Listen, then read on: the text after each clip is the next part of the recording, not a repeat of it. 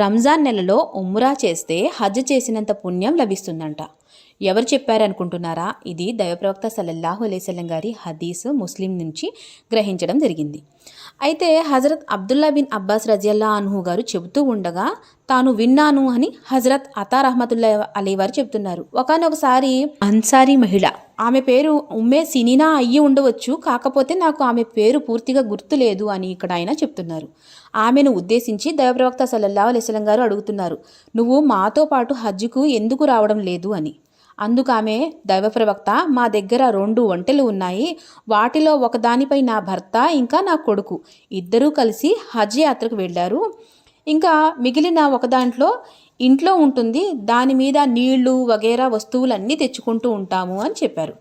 అయితే ఆమె మాటలు విని దైవప్రవక్త సల్లల్లాహు అలైహి వసల్లం గారు, సరే అలా అయితే రంజాన్ నెల రాగానే నువ్వు ఉమ్రా చేసుకో, దానికి హజ్ చేసినంత పుణ్యం లభిస్తుంది అని అంటున్నారనమాట.